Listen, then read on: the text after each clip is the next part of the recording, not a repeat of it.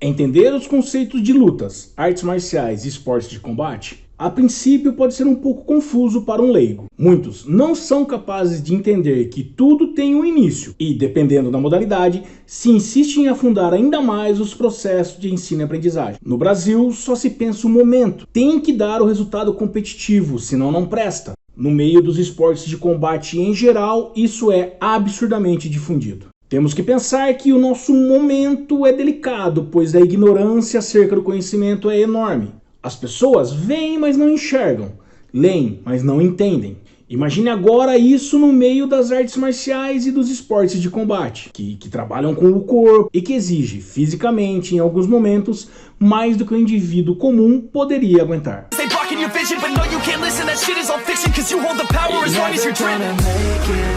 Salve, salve família das lutas, sejam muito bem-vindos a PioPro. Vamos propagar o conhecimento? Então, já se inscreva, ative as notificações e envie esse vídeo aqui para o maior número de grupos de lutas que você faz parte. Como eu disse, alguns não serão capazes de entender, mas se somente por um segundo eu os deixar com uma interrogação, já será o suficiente para mim.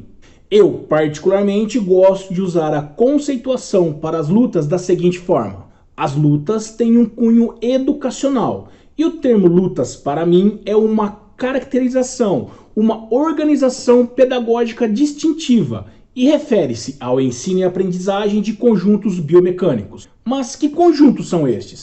As lutas estão inseridas em um grande conteúdo, referindo-se basicamente à oposição entre dois ou mais indivíduos e que objetivam especificamente o ataque, a defesa, o contra-ataque e que envolvem técnicas específicas. E como exemplo podemos citar socos, chutes, cotoveladas, agarre, derrubadas, estocadas, utilizando algum tipo de implemento ou não. Pensando dessa forma, os elementos característicos de cada arte marcial ou de cada esporte de combate podem ser utilizados pelas lutas no educacional, em um processo de ensino-aprendizagem muito mais rico, em detrimento ao cenário natural de repetição exacerbada, que objetiva somente algum tipo de especialização. Partindo deste raciocínio, eu penso que as lutas seguem um caminho inverso ao modelo tradicional, esse que visa basicamente o gesto técnico perfeito, e isso já nos primeiros momentos da aula. Aos olhos das lutas, dividimos os elementos característicos das artes marciais e também dos esportes de combate em blocos de aprendizagem, divididos em lutas de curta distância, lutas de média distância, lutas mistas e lutas de longa distância, o que facilita a criação de metodologias e atividades educacionais. Um grande erro é pensar que somente crianças ou portadores de alguma necessidade especial necessitam de adaptações em um processo de ensino-aprendizagem no meio das artes marciais ou dos esportes de combate, que caracterizam-se pelo movimento perfeito ou pelo alto rendimento. Aliás, nos dias de hoje, pensar as artes marciais e os esportes de combate somente com a visão do rendimento chega a beirar o ridículo. Primeiro, porque não se treina a arte marcial visando a preparação para a guerra como antigamente. E mais de 98% das pessoas que buscam algum esporte de combate em centro de treinamentos e academias não visam subir em um ringue ou tatame para competir. Eu falei 98%. Se abster de novos métodos para atrair mais alunos, adeptos e clientes somente para dizer que faz parte desta ou daquela tribo é um pensamento bem arcaico, tanto quanto afirmar que somente aquele que faz campeões é que ensina a modalidade corretamente. Isso para mim é cuspir na cara de uma sociedade que busca muito mais do que mostrar seus atributos em uma área de luta e de profissionais que se especializam para levar a milhões de pessoas a tão buscada qualidade de vida. Não estou aqui entrando no mérito, por exemplo, de que na arte marcial existam conceitos de religião, de disciplina, filosofia, cultura, código de ética e etc. E muitos praticantes buscam exatamente isso. Assim como nos esportes de combate existem os que desejam arduamente competir. Quero deixar claro que, se você é dono de uma academia, por exemplo, as horas sem aula são horas pagas por você, sem receber nada em troca.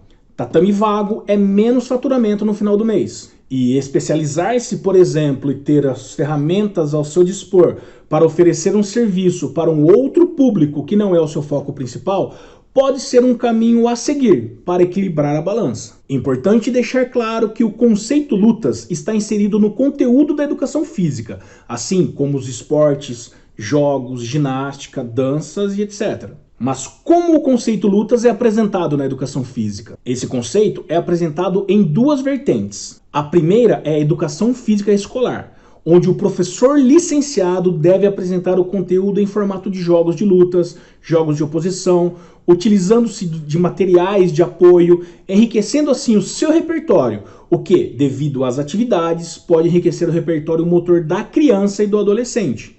Além, é claro, de levar os conceitos de arte marcial e também do esporte de combate, levar convidados especialistas em cada área, mostrar vídeos, isso visando o entendimento por parte dos alunos acerca dessas modalidades.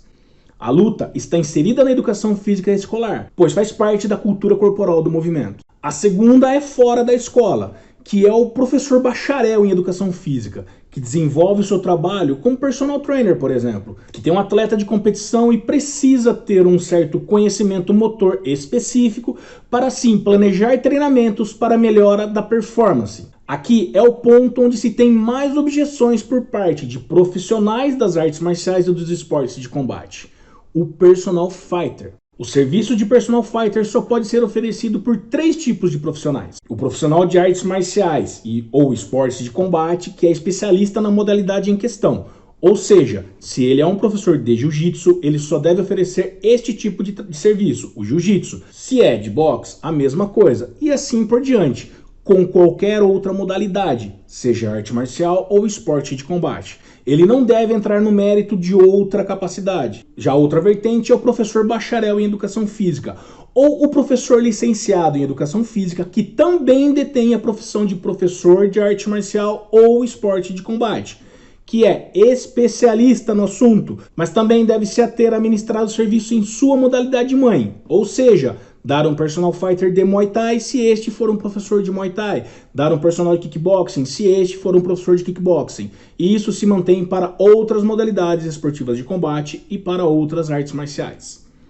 Mas infelizmente existem péssimos profissionais em qualquer área de atuação e muitos professores de educação física, mesmo sem ter o mínimo de conhecimento de alguma luta ou de arte marcial, oferecem o serviço de personal fighter, podendo causar inúmeros tipos de lesões aos seus contratantes. Praticar uma modalidade por alguns anos não o capacita a oferecer serviços da mesma. Isso é crime e deveria ser punido por órgãos reguladores. No próximo vídeo eu vou trazer a pirâmide de ensino, que trata de um processo de ensino e aprendizagem. Tá ok? Espero que tenha gostado do conteúdo. Se gostou, deixe o seu like e não deixe de se inscrever no canal. Beleza? Valeu!